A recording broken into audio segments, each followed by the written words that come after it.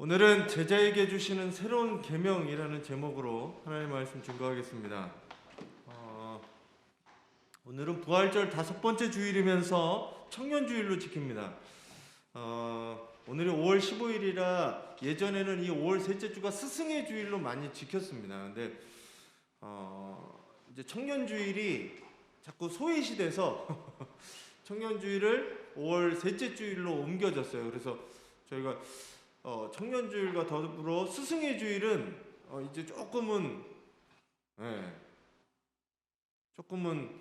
학교에서도 스승의 날을 조금 이제 예전 같지 않은 것 같아요. 뭐 김영란법도 있고 이래서 예전과 같지 않은 것 같아요.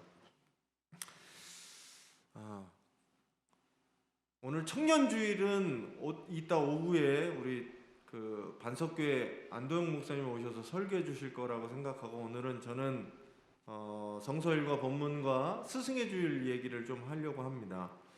오늘 특별히 스승의 날이기 때문에 사람이 태어나면서부터 죽을 때까지 배웁니다.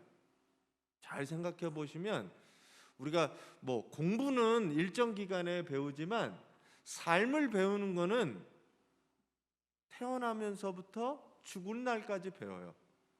특별히 나이가 들면 오히려 젊고 아이들을 통해서 여러 가지를 통해서 배우기도 합니다. 삶의 지혜들을 배우는 거죠. 그 지식들은 대부분의 이 부모님으로부터 가장 많은 것을 배워요. 그리고 스스로의 경험으로도 배웁니다. 그리고 잘 아시다시피 인간은 스승이라는 이 선생이라고 하는 이 제도가 생기면서 스승으로부터 많은 것을 배웁니다. 선생님 할 때 선생은 먼저 낫다는 거잖아요. 먼저 배우고 먼저 경험해보고 먼저 터득한 사람이 바로 선생님인 거죠.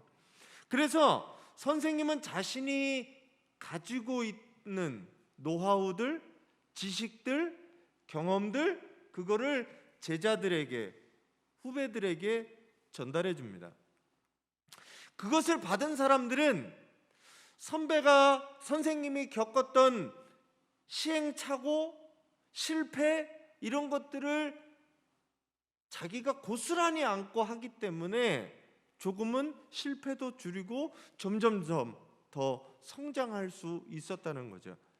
인간의 사회가 이렇게 발전을 거듭하고 지금 이 문명을 이룬 것은 어떻게 보면 이 교육의 결과입니다.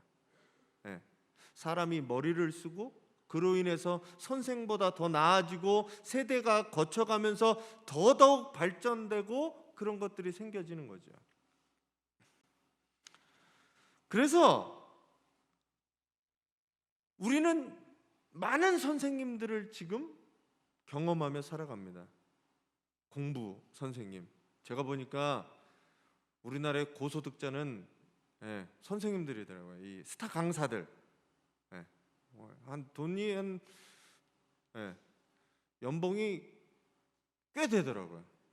연봉이 여러분들이 상상하지 못할 연봉들을 받더라고요. 이 스타 강사들, 우리나라가 사교육이 심하기 때문에 이 전문 스타 강사, 인터넷 강사들은 한 100억대의 연봉들을 받는 정도로 그렇습니다.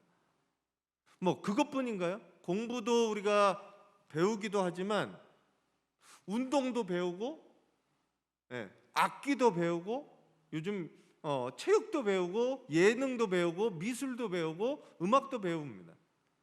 왜 배우냐면 나보다 그 사람이 더 잘하니까 그 사람의 것을 배우는 거죠. 그래서 어떤 스승을 만나느냐가 그 제자가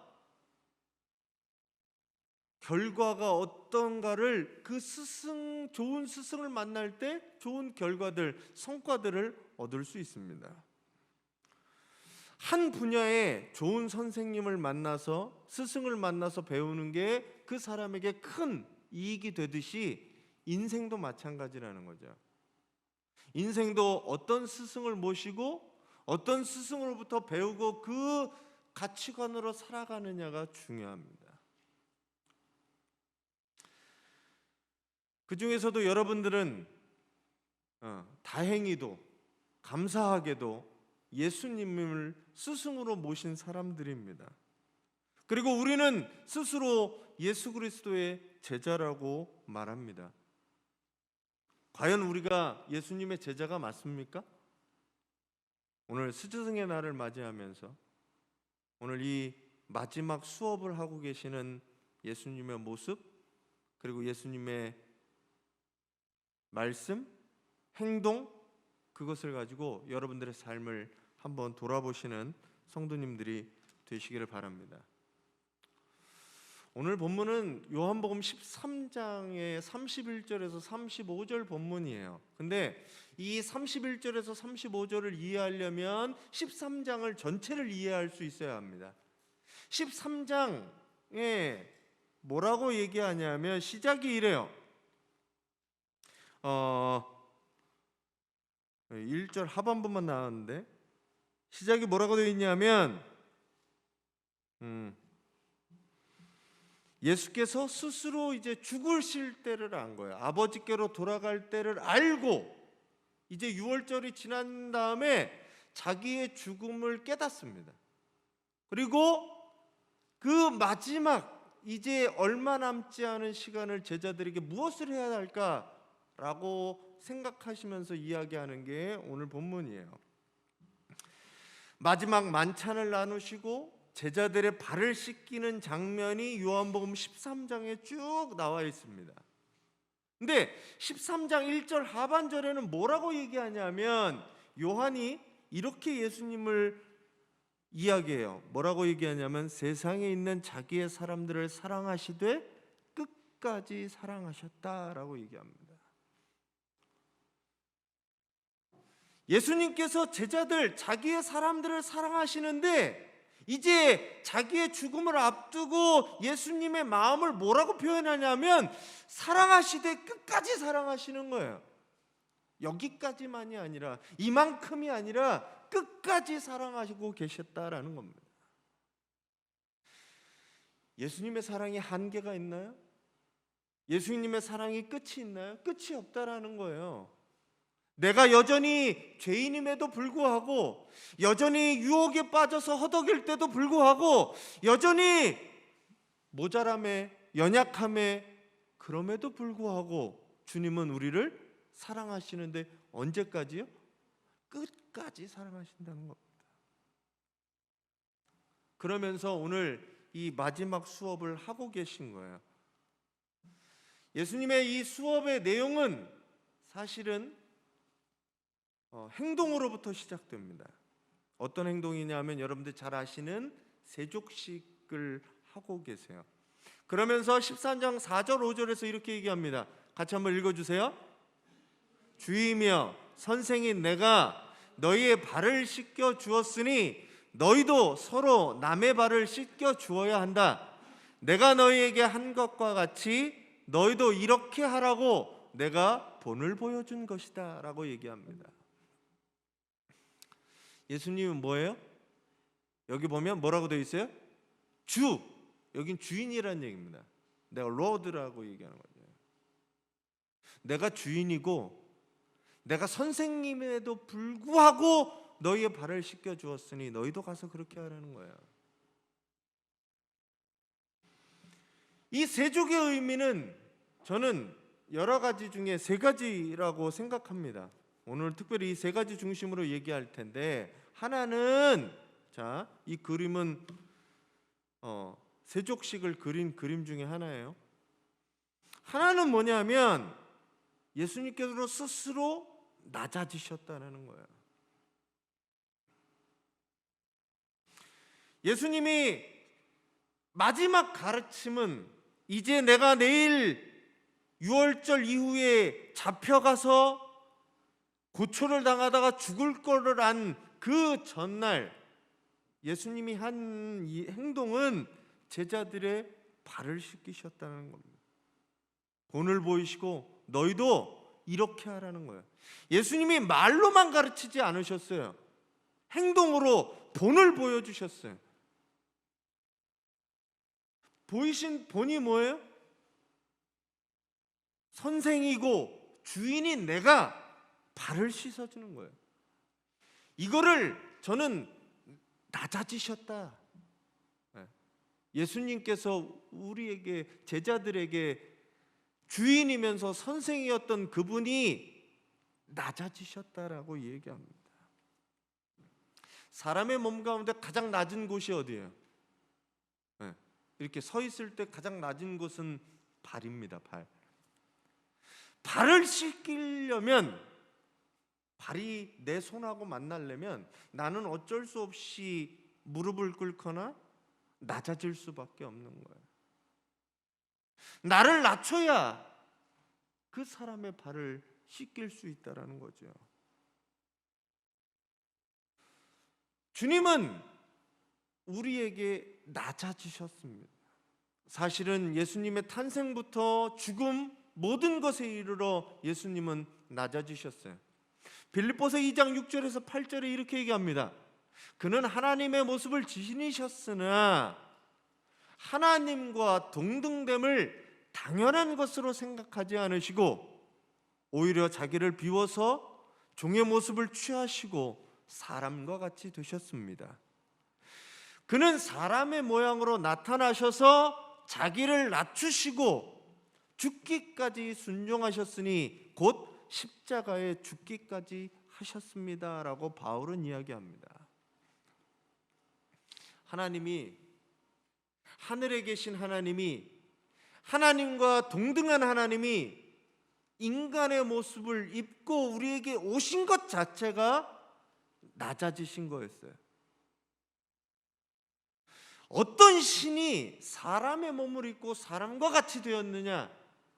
그런 신은 없습니다. 예수님께서 그렇게 하셨어요. 사랑의 몸으로 나타나셔서 어떻게 하셨느냐? 죽기까지 낮추셔서 순종하셨다라는 겁니다. 예수님의 사랑, 오늘 이 예수님께서 사랑에 대한 얘기를 하고 새 계명에 대한 얘기를 하는데 거기에 뭐냐? 본을 보이신 게 사랑은 어떻게 하는 거다? 낮아지는 거다라고 보여주시고 계신다는 겁니다. 사랑은 자기를 낮추는 겁니다.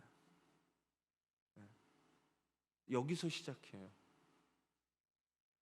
사랑은 내가 높은 곳에 서서 저 사람을 어떻게 마음대로 하려고 하는 게 사랑이 아니라 그 사람처럼 낮아지고 그 사람 밑에서 그 사람을 바라보는 게 뭐냐? 사랑이라는 거예요. 아이들을 사랑하잖아요. 어떻게 하는 줄 아세요? 어른이 눈높이를 맞추려고 내려가는 거예요.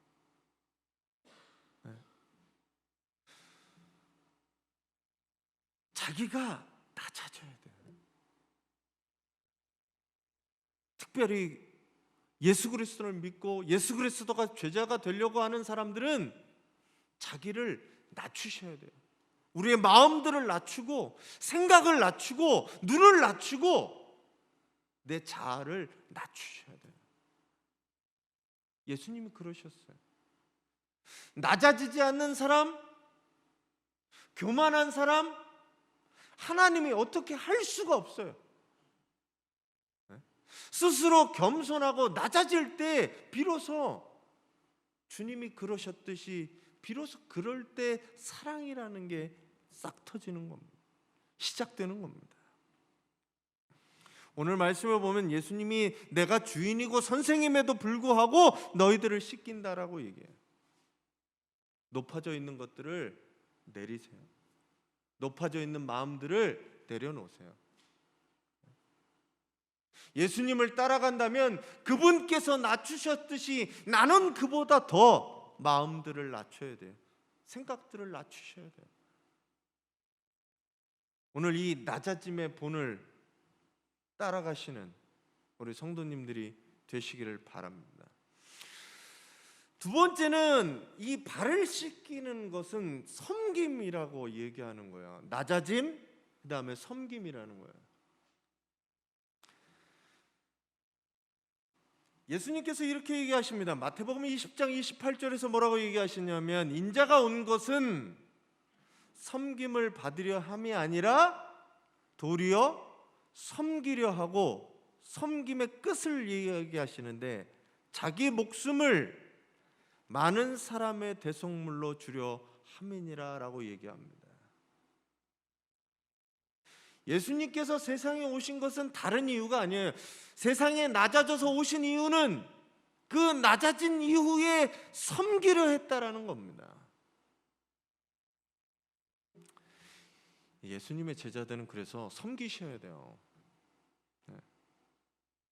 당시 유대인들은 우리들은 운동화도 신고 구두도 신고 그렇지만 당시 유대인들은 샌들과 같은 것들을 신고 다녔습니다. 그리고 흙먼지가 그 동네는 많아요. 그러면 2000년, 3000년 전에 뭐가 있겠어요? 샌들 신고 흙먼지를 터덕터덕 걸어 다니다가 집에 딱 돌아오면 발이 어떻겠어요?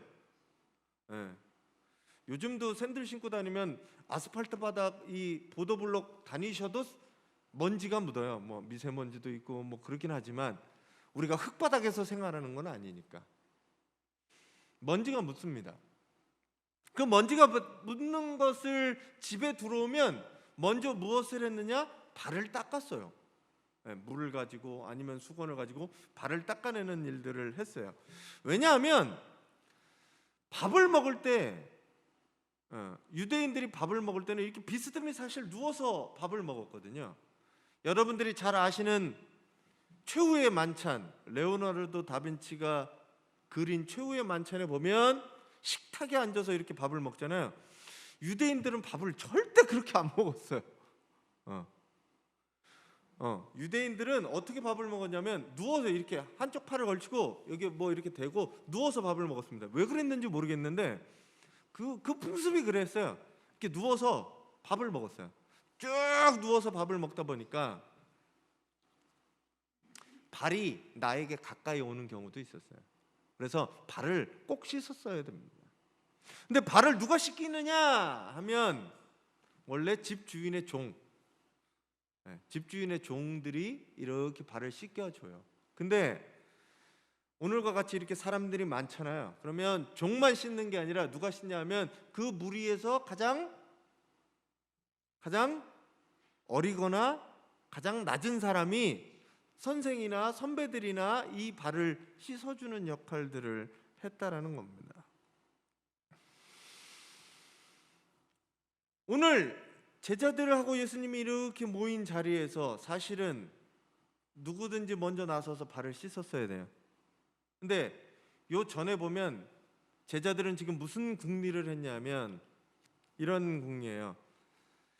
예수님 좌편에 우편에 누가 앉을까? 내 아들들을 여기다가 앉혀주십시오. 그래서 제자들이 서로 싸우거든요. 왜 네가 높으냐 내가 높으냐, 내가 더 높은 자리에 올라가야지 라고 이런 싸움들을 했던 제자들에게 있어서 발을 먼저 씻어준다는 건 뭐예요? 스스로 낮아짐으로 인해 스스로 격을 밑에 사람으로 생각되어지게 하는 거예요. 나이가 어리더라도. 이 제자들에게 있어서 그 발을 씻겨주는 것이 서로 눈치를 보면서 누가 씻어줄까? 나는 아닌 것 같은데 라고 할 때 예수님께서 뭐 하셨냐 하면 물을 뜨고 허리에 수건을 차고 발을 씻겨주시기 시작합니다.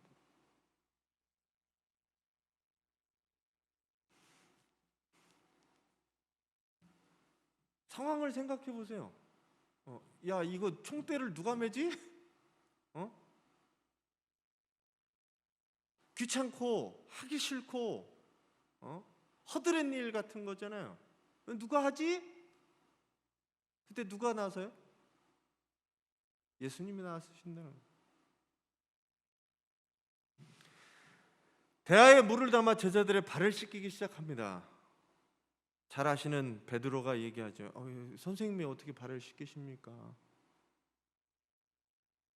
내가 너의 발을 씻겨야 나하고 상관이 있다라고 얘기를 하죠. 그랬더니 베드로가 뭐라 그래요? 그러면 다 씻겨주세요. 아니다, 발만 씻으면 된다. 발을 씻겨주시죠. 예수님이 이 마지막 보여주는 이 사랑은 사랑이 뭔지를 보여주시는 거예요. 그게 뭐냐? 섬기는 거다라는 거예요. 사랑은 섬겨야 돼요. 낮아지고 그리고 그것을 섬기는 게 사랑인 거예요. 아이 얘기를 다시 합시다.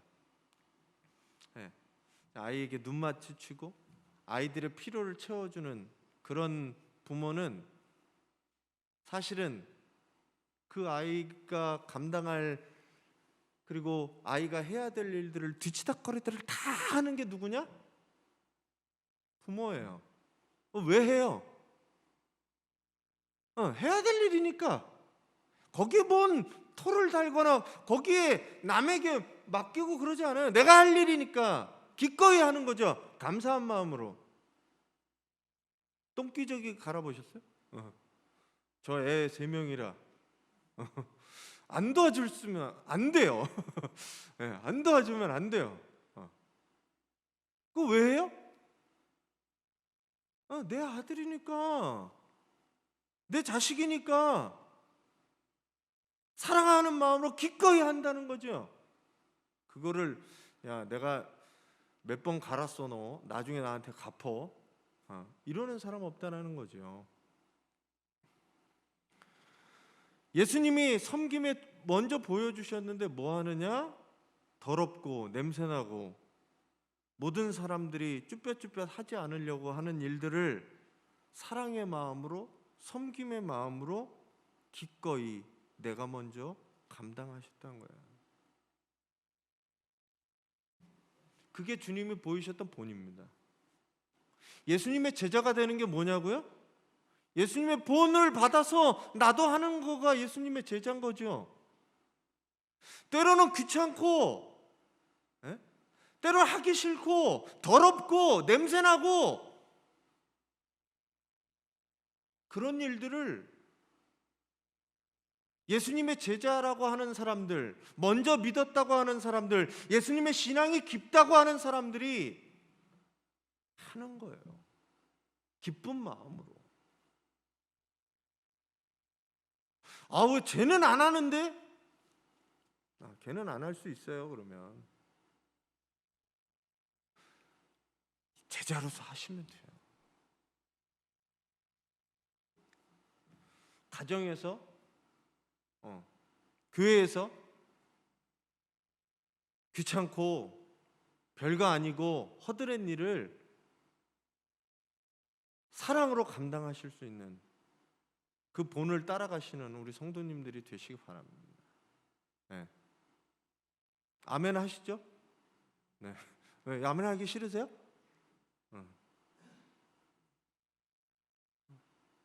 좋고 성공하고 부자 되고 이런 것만 아멘 하실 거예요? 주님의 말이잖아요. 낮아져라, 섬겨라. 또 하나는 저는 이 발을 씻는 의미는 씻긴다는 의미예요. 씻긴다. 우리가 보통 씻긴다라고 할 때는 더러운 것이 씻어져서 깨끗하게 된다라는 것을 의미합니다. 그러면 이게 뭐냐 하면 죄 같은 것을 어떻게 사용하냐면 씻었다라는 표현이 죄를 씻기다라고 할 때 사용되어지고 있어요. 그래서 예수님 뭐라고 얘기하냐면 너희도 서로의 발을 씻겨주어라 라고 얘기를 합니다. 세례라는 것이 뭐예요? 세례라는 것이 세가 이게 씻는다는 표현이잖아요. 물로 우리는 세례를 받을 때 물에 들어갔다 나오고 죽었다 살아나는 것, 죄로부터 나를 씻어내는 게 세례라는 거예요. 그러면 여기서 씻어주어라 라는 얘기는 뭐냐면 상대방 다른 사람들의 죄를 잘못을 용서해 줘라 라고 말씀하는 겁니다. 그걸 보여주신 것이 이 세족의 의미예요. 발은 아까 얘기한 대로 가장 낮은 곳입니다. 사람의 몸에서. 그래서 뭐하고 가깝냐 하면 땅하고 가까워요. 세상하고 가장 가까운 게 발이에요. 발은 뭐가 자꾸 묻어요.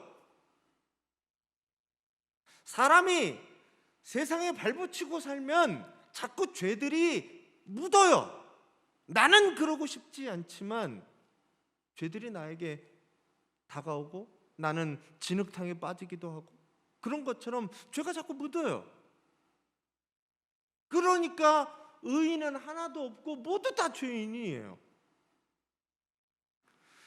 그 모두 다 죄인을 의롭게 만드는 방법이 뭐냐?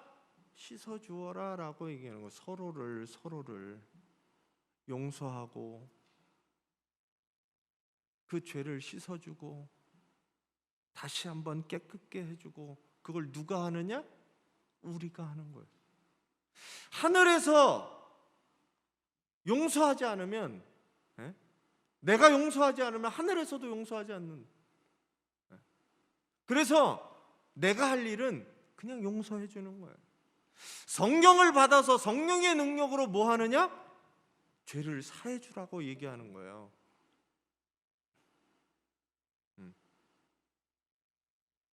이 씻기는 표현은 여러분들이 많이 사람들의 잘못을 씻어주시기를 바랍니다. 예수님께서 우리가 아직 죄인이었음에도 불구하고 내가 아직 깨끗해지거나 새로운 사람이 되었을 때 나를 위해 죽으신 게 아니에요. 죄인이었음에도 불구하고 우리를 위해 죽어주시고 용서하시고 새롭게 하셨다는 것을 기억하시기 바랍니다. 그분은 지금도 우리의 죄를 씻어주고 계세요. 그래서 예수님을 닮은 이 본을 따라가는 우리들은 어떻게 해야 되느냐? 우리도 잘못을 용서해 주는 거예요. 얼만큼이요? 70번씩 7번이라도 용서해 줍니다.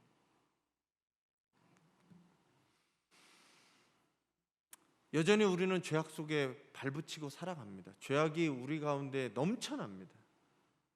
나도 그렇고 다른 사람들도 그래요. 그래서 그 사람들에 대해서 용서할 수 있는 마음들이 여러분 가운데 있으셔야 비로소 오늘 이 제자의 가르침이 그렇습니다. 자, 이제 오늘 본문으로 들어가서 본문 뒤에는 사실 그래서 새 계명을 너희에게 주노니라고 얘기합니다. 오늘 13장 34절을 새 번역으로 보면 이렇게 얘기해요. 같이 한번 읽어주세요.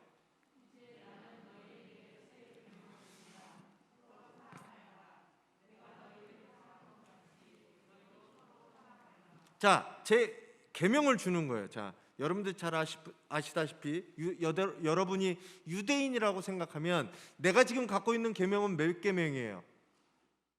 10계명, 10가지의 계명을 내가 갖고 있어요. 알고 있어요. 이걸 지키려고 하고 있어요. 근데 예수님이 주시는 새로운 계명이 있습니다. 이 계명이 뭐예요?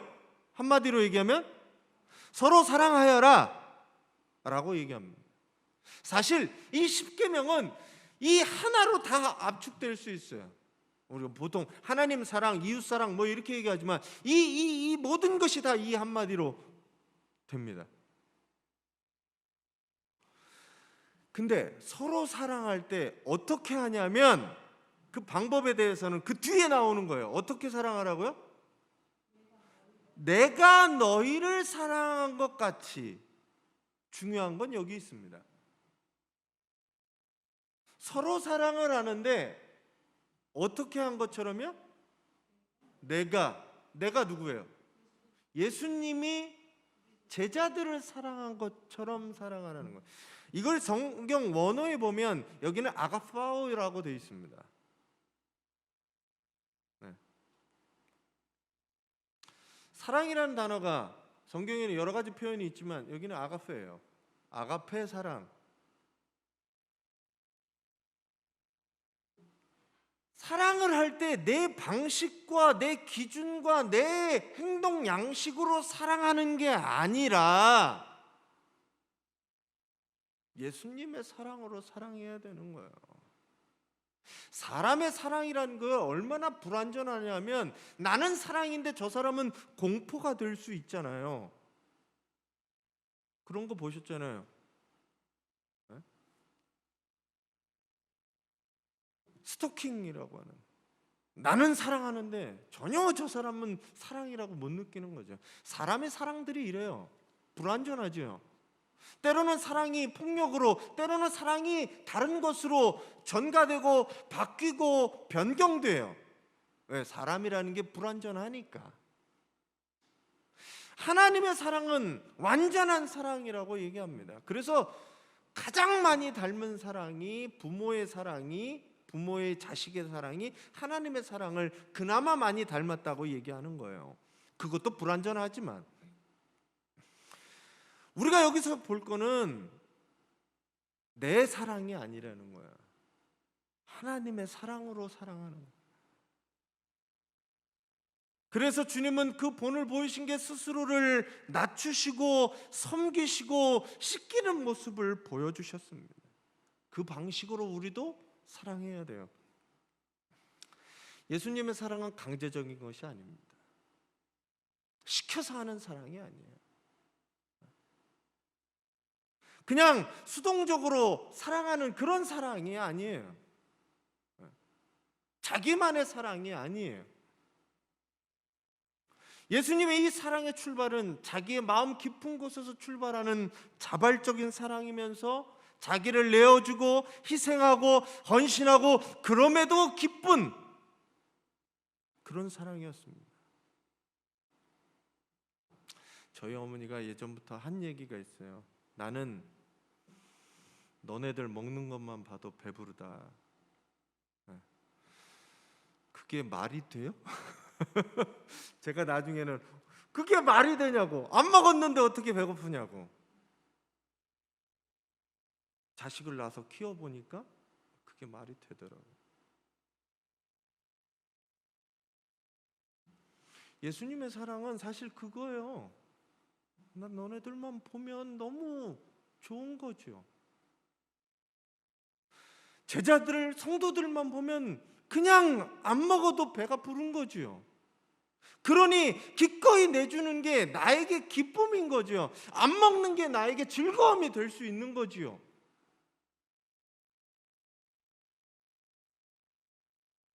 전 여러분들의 사랑이 그런 사랑을 담기를 간절히 축원합니다. 내 목숨을 내어주더라도 나에게 기쁨이 되고 즐거움이 되는 것, 그게 바로 예수님의 사랑인 거죠. 예수님은 그래서 이 아가페 사랑 때문에 기꺼이 사람이 되셨고 순종으로 십자가를 지시고 부활하셨습니다. 그래서 우리는 그분을 따라서 살아갑니다.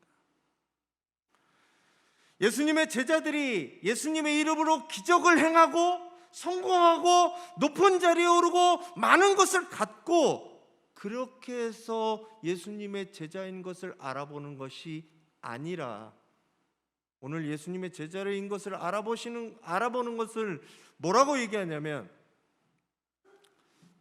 넘겨주세요. 안 넘어가. 하나만 넘겨주세요. 같이 한번 읽어주시죠.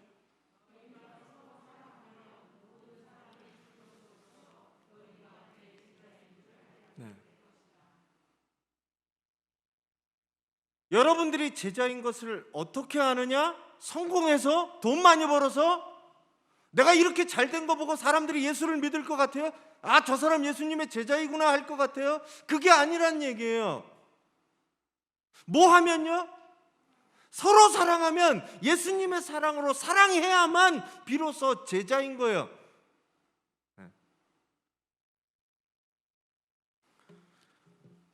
스스로 한번 돌아보시기를 바랍니다. 나 예수님의 제자인가? 여러분이 예수님의 제자이라는 것을 다른 사람도 알고 있나요? 그걸 어떻게 보여주시고 어떻게 증명하실 거예요? 아, 나 교회 다니니까 예수님의 제자지. 그거 아니라는 거예요. 하나님 나한테 축복해 주셔서 내가 많은 것을 보고 높은 자리에 올라가서 다른 사람들에게 예수님을 증거하겠습니다. 다 거짓말이라는 거예요. 그거 아니라는 얘기예요. 내가 장로가 되고 내가 권사가 되고 그러면 예수님의 제자가 아니라는 얘기예요. 예수님의 제자는 그 사람에게 예수님의 사랑이 묻어날 때 저 사람 예수님의 제자인가 보다라고 말할 수 있다는 거죠.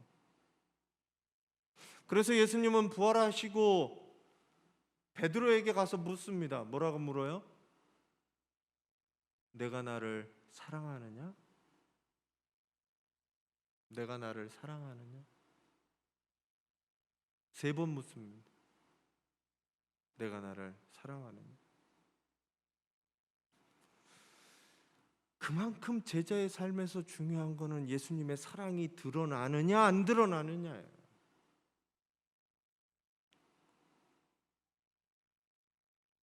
예수님의 제자는 자기의 사랑으로서 그 예수님의 제자임을 증명합니다. 여러분들이 이 예수님의 제자가 되시기를 간절히 바랍니다. 우리 교회 영구표가 생명을 살리는 제자 공동체예요. 저는 여러분들이 그냥 무리의 한 사람으로 사라지기를 원하지 않아요. 예수님이 오병이어를 먹이실 때 5천 명이나 되는 사람들 무리로서 그냥 끝났습니다. 그냥 한 무리였어요. 예수님께 밥 먹은 그 기적을 체험한 그 사람들이 예수님의 제자가 되었느냐? 그렇지 않았다는 거예요. 그냥 사라져 버렸어요. 조그만 시련, 조그만 시험에도 흔들리고 사라지는 사람들이 되지 않으셨으면 좋겠어요. 여러분들이 누구냐? 내가 예수님의 제자라고 하면 이 사랑 안에 있는 이 사랑을 가지고 이 사랑으로 살아가는 바로 그런 사람들이 되시기를 간절히 바랍니다. 그래서 이 사랑을 가지고 우리 주변에게, 가정에게, 사회에 가서 나를 낮추고 기꺼이 섬기며 하찮은 일들을 내가 앞서서 솔선수범하며 다른 사람들을 용서하며 살아가시는 우리 성도님들이 되시기를 간절히 바랍니다. 말씀 정리합니다. 같이 읽어주세요.